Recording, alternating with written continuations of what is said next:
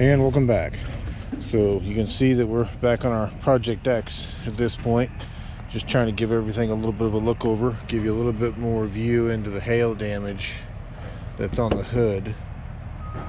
So this hood is something we may keep just for the character of it, because if we turn this truck into what we're looking to turn it into, which would be a supercharged beast, or not beast, but you know, supercharged close to beast, aka potentially a sleeper, you know, then we want some of these imperfections left behind, because when you're sitting at the line, whether that be, you know, a line at a stoplight or a line at a track, you kind of want the other person to look over and see what they think to be just a standard Ram 1500 until they find out otherwise.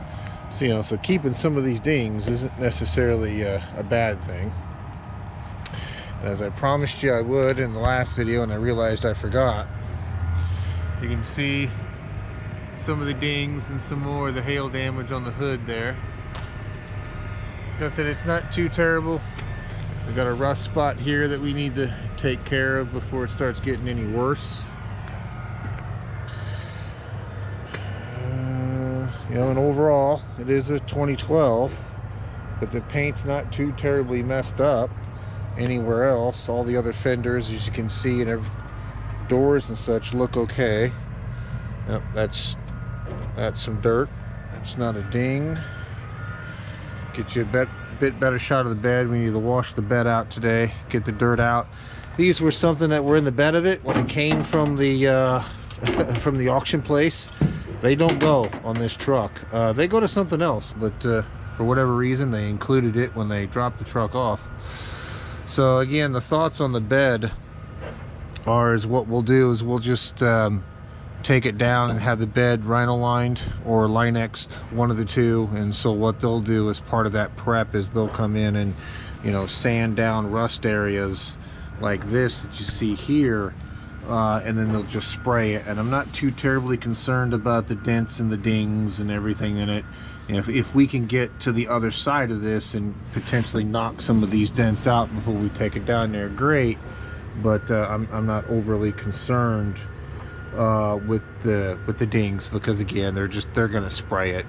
And for what we're gonna use it for, and even for it being used as a truck, I don't necessarily mind if the bed has a few dings in it. And if we need to, we can also again get it Linexed and put a nice tonneau cover across the top of it. Now, as we're putting air in our leaky tires, I noticed this in here where it looks like that ding that you see on the other side of the wheel well kind of protruded this way and broke this wheel well liner. But that's an easy enough fix to get that wheel well liner replaced. They're pretty readily available, I should say.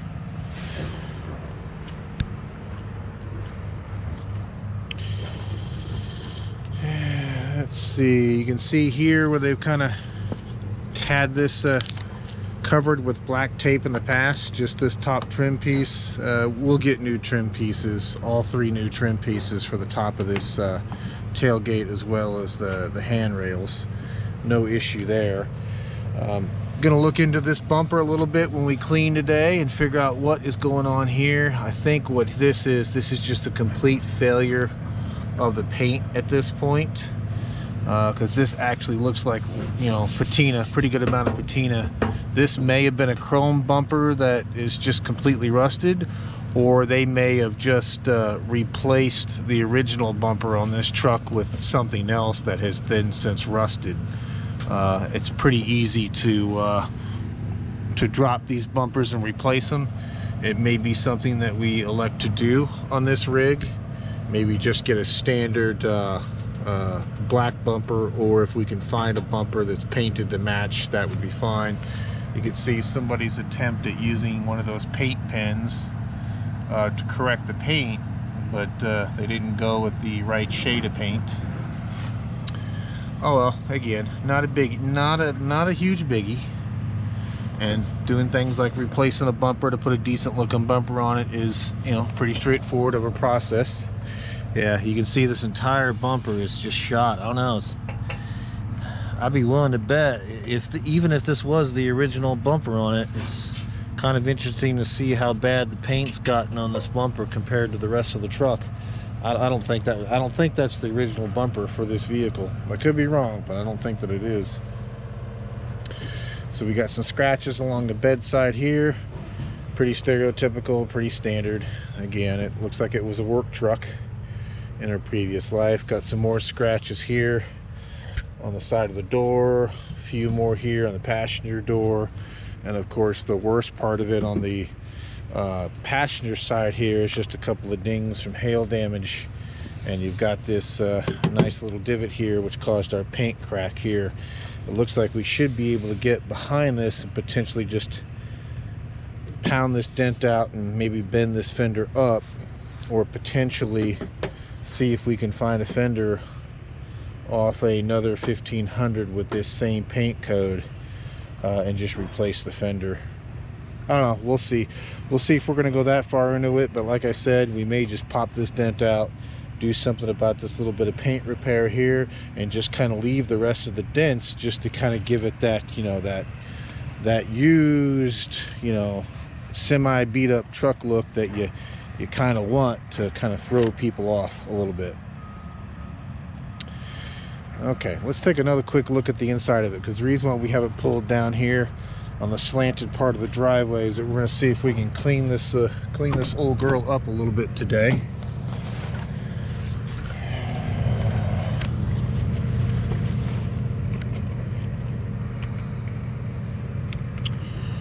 Somehow it locked. There we go. You saw a little bit of this in the first video, but you can just see the carpets just need a good vacuuming. You need to come in here and just kind of wipe down all the dash surfaces and the interior. I have contacted an upholstery shop already about potentially just unbolting all the seats once we get this vehicle in the garage, and just taking it down to them and have them just reupholster everything. That'll do a nice job of cleaning our seats up for us, and you know, getting rid of stuff like this where you can see somebody has spilt something, you know, on this center console. Yeah, you can see some of the nasties in there. Looks like they probably had milk duds or something else in there that looks like that it has kind of since melted in the heat, unfortunately. But for items like this, we'll just see if we can get a new center console here and just replace this. It may be possible to clean all that goo out of there, or it may not even be worth the time to do so. Like I said, these center consoles are pretty easy to find, especially on eBay, and it may be just easier and more cost effective just to change this piece out. But I don't know, we'll see. But you can see again, a lot of dirty carpet, a lot of dirt just on the interior. You can tell it was probably sitting in a salvage yard for a while, just based on the amount of dust on the interior. Like I said, whatever life this old girl had in her prior to us getting a hold of it, looks like it was kind of beat on a little bit, unfortunately. That piece looks like we got a little bit of standing water that you can see there. That may be old standing water, it may be new. We're gonna have to, when we wash it today, we're gonna have to keep an eyeball on that and see if we can track down. Yeah, the rest of this is dry. None of this is dry here. So that's what I was saying earlier. When we got this truck from auction, that rear window was missing, and it was raining in here a pretty good bit, and we've had a lot of rain over the last couple of days. I would think anything that came in here when it was here from the auction that would have dried up by now, considering how long it sat up. But if that is new, fresh water, then that would mean it would have had to have come from somewhere in the headliner. You can see some old water staining in the headliner there. And that may just be from when the rear glass was missing all that time. Or it could mean that we've got a leak What likes to happen on a lot of these older 1500s is this third eye brake light likes to leak a lot. Or our back window may not be sealing like it's supposed to, because it looks like there's a piece of rear trim missing, but trim shouldn't affect the window's ability to seal, because you can see the butylene squeezing through the edges there. But interesting enough, it's only in this corner, and I don't see where water would have been necessarily dropping unless this door seal is potentially leaking and it's trailing this way and then down. I don't know. Like I said, we're gonna have to keep an eyeball on it. Again, it's the reason why we want to get the carpet out of here and kind of assess what we've got underneath and make sure things just aren't... Oh, there's somebody else's USB cable, apparently. Just kind of assess what we've got going on underneath before we really start you know, digging into things and getting parts on order and things of that nature.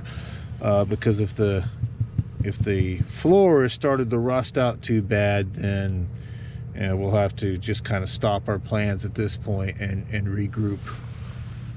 But yeah, you can see there's just more dirt back here.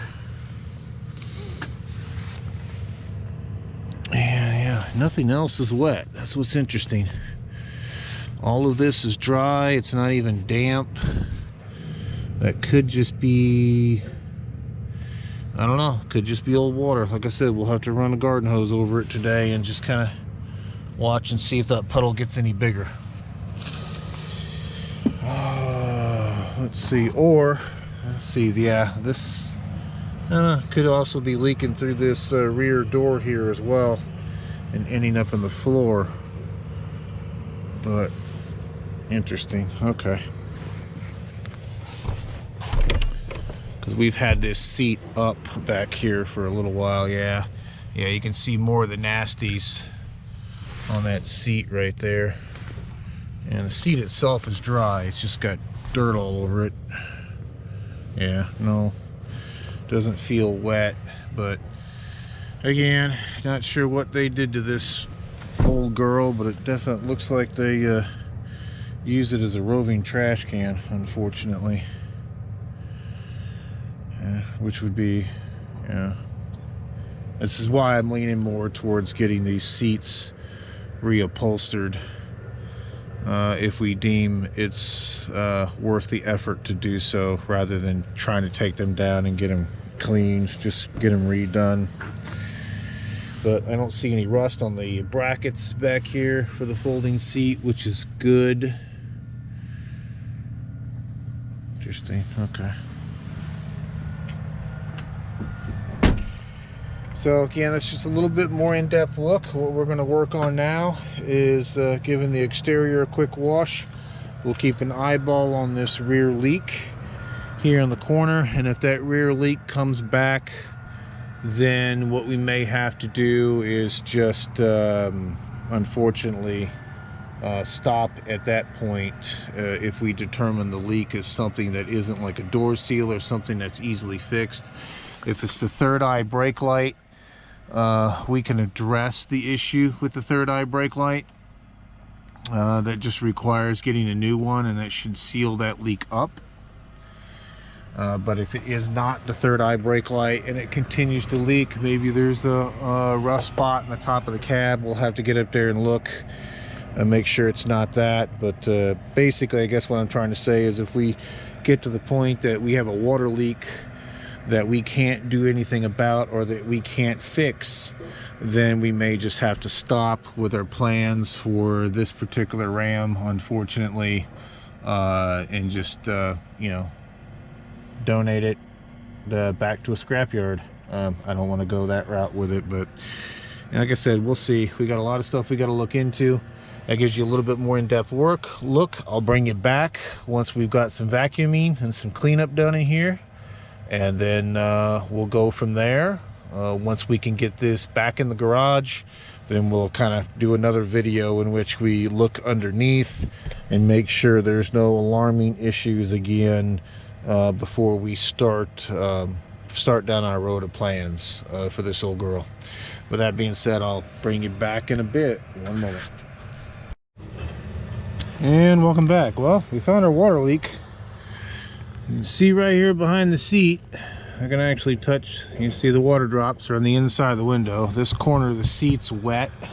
A lot of this seat's wet actually. It looks like it's been leaking for a little while, unfortunately, but after spraying a bunch of water, you can kind of see a water line up here. So it looks like we may have multiple leaks going on. So we'll have to obviously seal up the third eye brake light. We'll make sure the satellite antenna on the top is also sealed, because it looks like that's where some of this may be coming from. But we found the major source of it after spraying some water while we're washing off the outside. Is it's right here in this corner where they replace, where Safelite replaced this glass. It's dripping down in this corner, coming down here, and eventually ending up and pooling via just soaking through the underlying carpet into that little pool of water there. So we're definitely going to have to get Safelite out here to see about warrantying their work.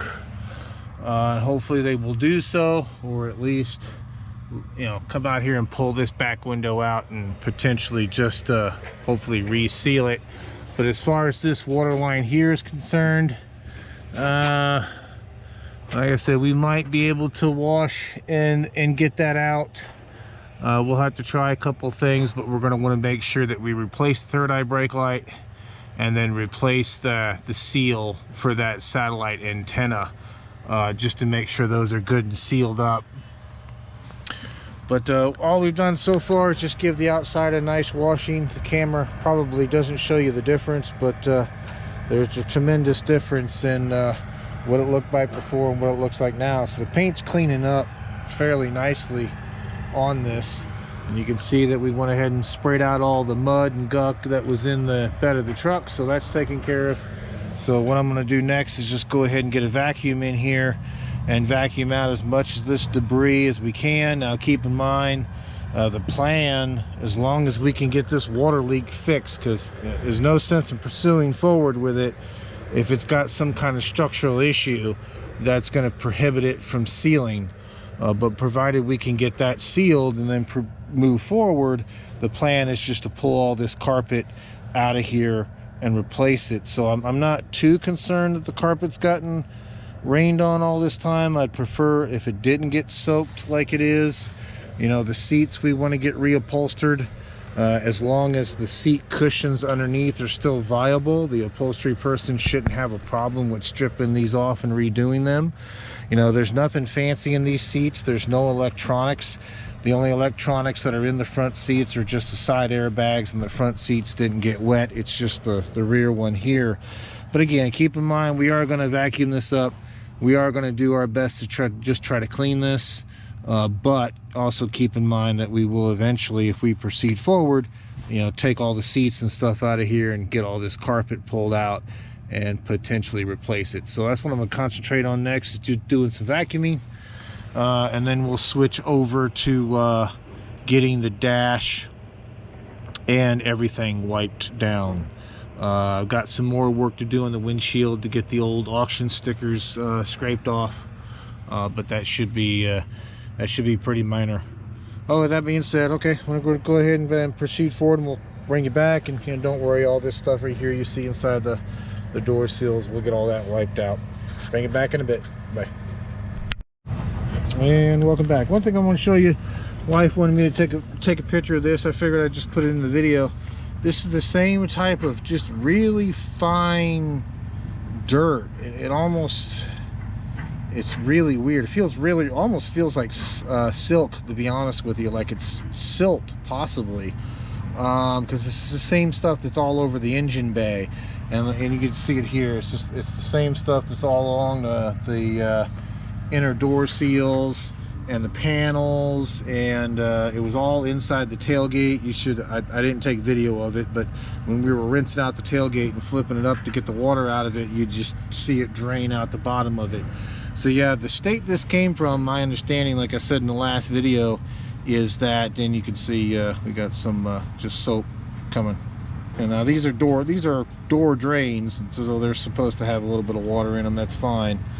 So like I said in the previous video, the state in which this came from, apparently this is, you know, pretty common.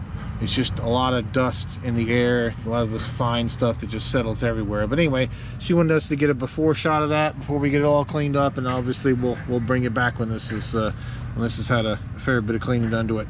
Bring it back in a bit. Bye. Hey, welcome back. Small update for you.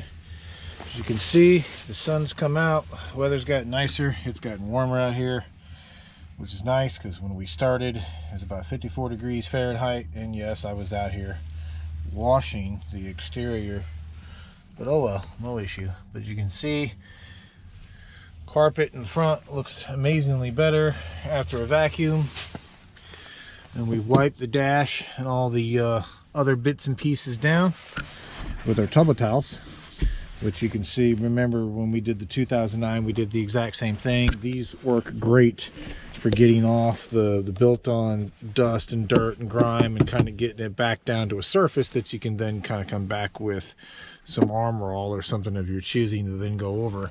As you can see, it cleans up quite nice. The shot of the passenger side there, and I'm not ready to show it to you yet.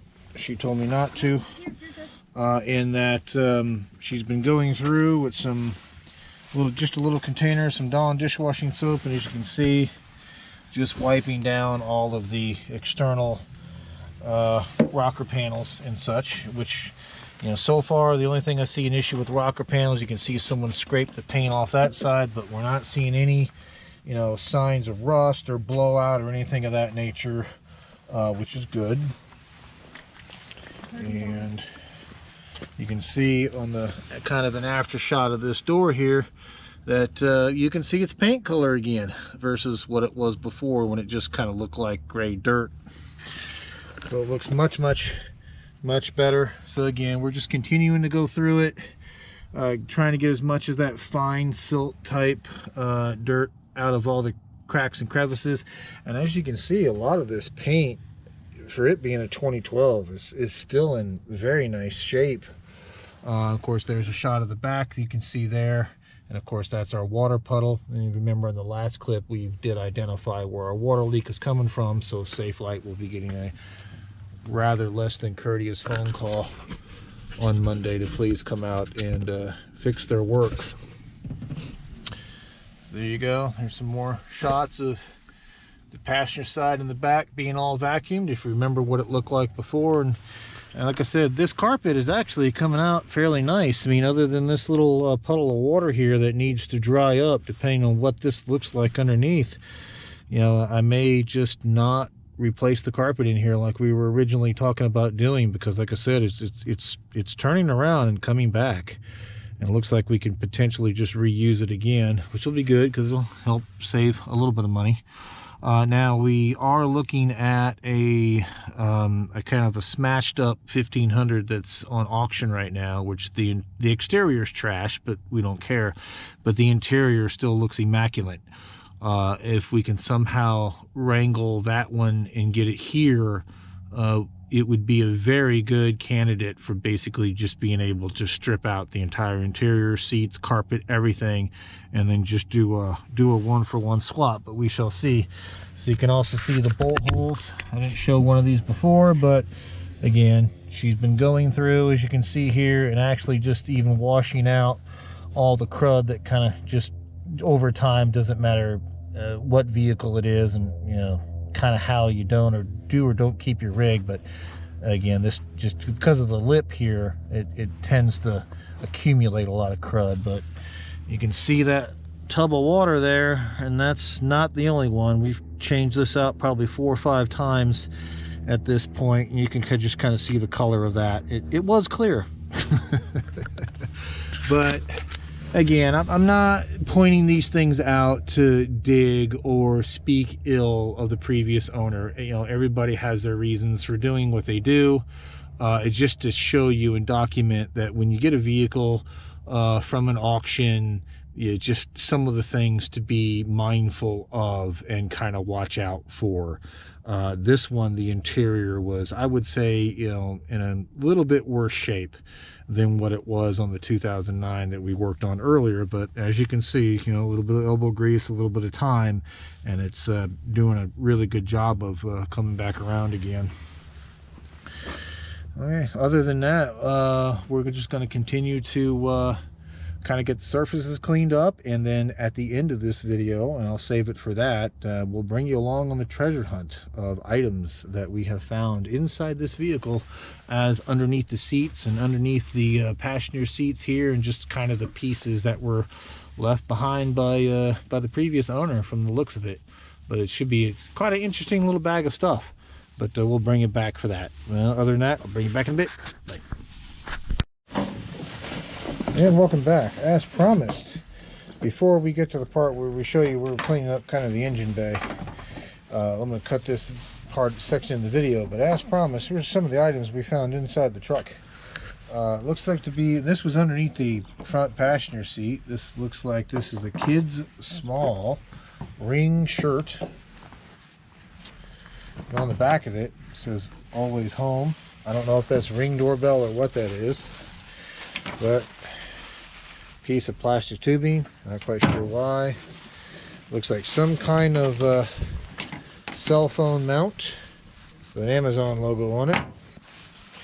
A partially eaten bag of sunflower seeds, and these were actually found all over the passenger side, front and rear, so somebody likes sunflower seeds. Some kind of air freshener clipped to the vent.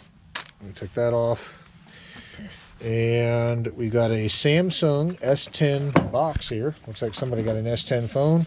Unfortunately, no phone in it, but it does have a sealed charger, wall charger, which is nice because nowadays most manufacturers don't include chargers with their phones. So a nice Samsung wall charger, along with the adapter to go from the newer style USB-C to the normal USB connector. So that's pretty good find. I'll keep that. And inside of the package, I won't show you the actual receipts just for security reasons, but there are a ton of receipts in it from Oklahoma. So the owner of this truck at one point was in Oklahoma.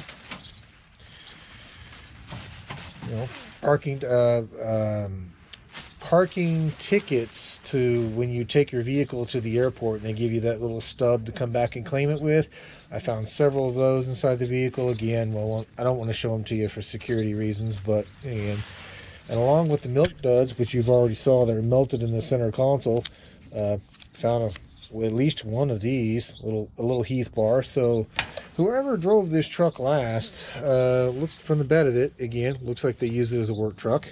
Looks like they liked sunflower seeds. Looks like they liked, had a sweet tooth via the Heath bars and the milk duds, but hey, who doesn't like a Heath bar? And they're into Samsung phones, and they either have a small child or knew somebody with a small child, and I guess was in the process of buying them a shirt. Who knows? Anyway, again, I just thought it would be interesting to kind of bring you along and show you that, and just so that you can see when you get a vehicle in from auction, once again, is be kind of curious, be mindful. You can find anything, I guess is what I'm trying to say. Anyway, with that being said, I'll let you go and bring you back for the next one. Thank you much. Bye. And welcome back. So you can still see we've got the truck pulled back up on the flat spot at this point. Bed's pretty well dried out. And again, like we said before, it was a work truck, so you can see the rust spots that are starting. So definitely would want to get this down there and just have this all sanded out and get it Line-X'd, and that'll help protect things from there. But, just like I said, it's got some dents, it's got some dings, but it cleaned up fairly well. Yeah. There's a shot of the interior. Yeah, this is just the back seat. Remember, the driver's side over there, I did dig the debris out of it, but that's where it's been leaking. And once again, we'll have to get Safe Light in here to check the seal on that rear glass they put in. But you can see all the door jambs came out really, really nice. The rocker panels came out nice.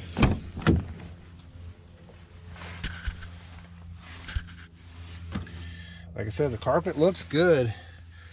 So we may opt just to leave the carpet that's here. You can see the seats a bit stained, but again, we haven't dug into the old milk dud melted mess that's in here, and to be honest with you, I may just look into replacing this whole center jump seat. I don't know yet. It depends. If I can get this plastic tray out of here, because this just looks like an insert, and since there's no power port in here, it makes it easier. If we can get this plastic tray out of here, then I'll just put this whole tray through the dishwasher, and that should do a pretty good job of cleaning this up for us. And you can see that this also looks like it's taken a hit, because it's actually bent slightly over to the passenger side. Either way, still got a cleanup item there. Need to wipe this down a little bit on top. But again, here's a shot of the dash. Much cleaner than what it was. And wiped out the glove box as well while we were here. This model doesn't have the little storage door covering the cubby hole. Again, it's an SLT trim level, so it's pretty much the base trim level that you can get on a Ram 1500. Hence why you got just kind of, again, the basic amenities. You got the power points on either side of the power ports, I should say, on either side of the dash, things of that nature. You'll notice the door panels are completely made out of plastic. You know, it doesn't have like any kind of leather, any kind of padding trim on it. And the seats themselves are 100% manual. Again, no powered seat on the driver's side. It's all it has in it for electrical connections is just to know that you've clicked your seat belt closed, and for the airbags that are in them. So again, what we are going to do with it, whether again it becomes a donation type item or something that we build up, it's not critical that it has, you know, a high-end, you know, trim level. You know, to be fair, if we build it up and we do go down and get the seats reupholstered, I have looked into putting heated seats, at least at a minimum, in this truck, just because I've got some family members with some ailments and they benefit from having heated seats in the vehicle. But that is a different conversation. We'll cross that bridge when we get to it. So much better than what it was before. It's not perfect. It's still got some cleaning that needs to be done to it. But you can see the sides here. We just kind of wiped all this down with some Dawn and a little bit of warm water. And you can see here, you can actually read your air conditioning label now on the fan shroud. Tried to get most of the dirt that was on the intake off, but you can see the valve covers are still pretty cruddy. Cleaned up master cylinder and power steering. Not that it needed to be done, but a lot of the cleaning that you see here on the engine compartment will be taken care of when we finally get to the step, if we're going to build this motor up, when we get to the step of pulling this motor out and then having the machine shop do their piece and we'll do our piece. Obviously, as it all goes back together, it'll get cleaned. The engine bay will be cleaned once we have all this stuff out of here and kind of out of our way. But you can see we did touch the items that we could at least gain access to, and it looks you know, a far cry better than what it did. And this is just a shroud piece, or I should say just a trim piece slash air deflection piece. You can see we just took that off and cleaned all that up real quick. We're more than likely going to have to replace these front headlights. Yeah, they've got the standard yellow tinge on them that you get because of age, but if you look real closely, you can see they kind of look like they've been sandblasted, as my wife pointed out, and they're kind of cracked. They got one crack right there, at least going down this one. Again, they're fairly straightforward. They're all over the place. They were used for many years, so we can should be fairly easy to get replacements, is what I'm saying. And let's see, and as one thing my wife wanted me to say on this next video is that we were using Dawn and hot water. As you can see here, again, this is just another shot, and this has been changed out several times. And as her saying goes is, if Dawn is good enough to clean a duck, then it's good enough to clean a truck. Do with that what you will. Let's see. As far as this air box is concerned, I'm not too concerned with this broken piece. And what you see here is it should have a tube that plugs into here, and it's part of the PCV system for PCV recirculation. So it would basically just take the vapors out of the crankcase and suck them in through the intake and reburn them. I've had a couple other 1500s in the past that we put cold air intakes on, and I managed to save the entire airbox assembly. So the bottom piece, the upper, the snorkel, the whole 9 yards. So this entire airbox will get changed out with one of the spares I happen to have in the attic. Again, once we pull this motor, and a lot of that dirt and grime, once again, that you see down there on the hoses and on the valve cover and the frame rails up front, all of that again will be taken care of once we pull the motor and start doing the rebuild. If you remember, this truck originally was bought to be a parts truck for the 09 that we just got finished on, but we only needed a couple of minor items on here, and since this truck does start, run, and drive, which is why we're looking at kind of taking it further.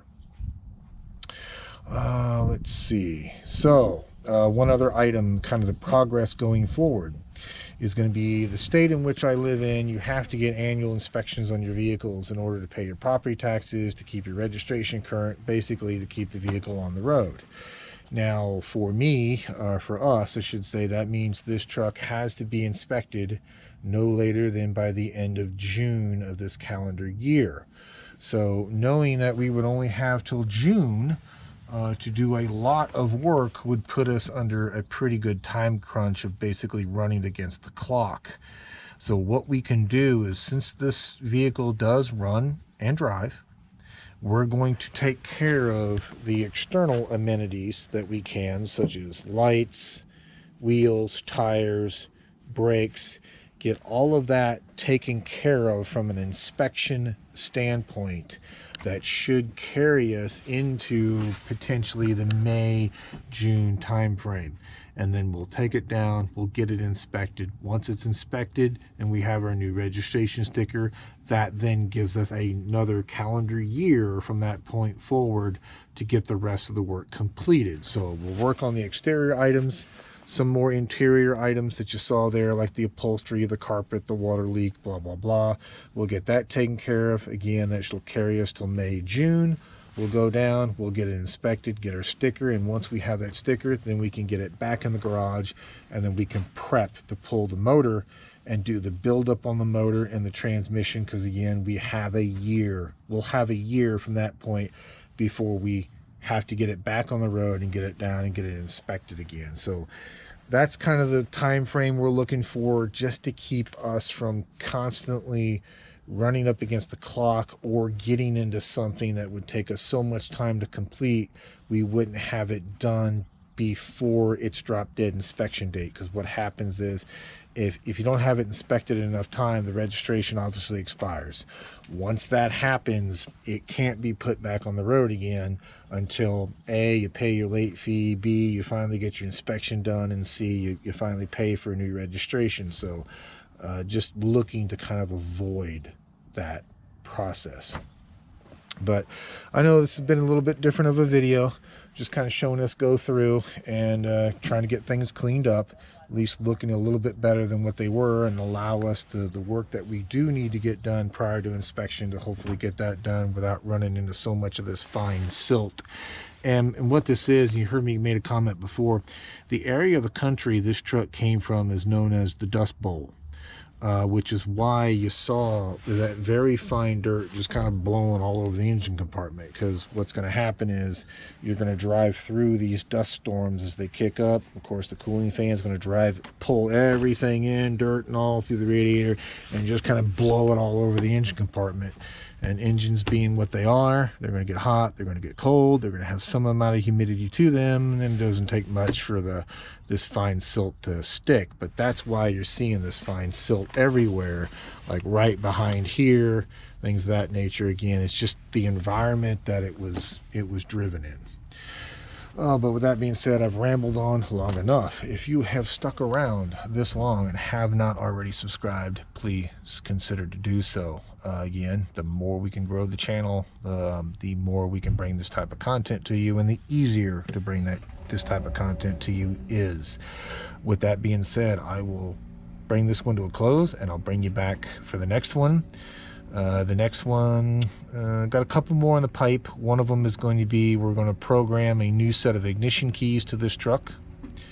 And then the next one will be is that we'll get some shop lights, and we're going to crawl underneath and just kind of give everything a visual inspection, make sure that we don't have any obvious frame damage, major leaks, things of that nature. Basically looking for anything that would throw a red flag on the play and basically tell us that we shouldn't proceed forward with building it up, because we're looking to avoid any potential issue of finding something that basically can't be fixed. Again, like a bent, twisted frame, anything of that nature. With that being said, I'll bring this one to close. I'll bring you back for the next one. Thank you much.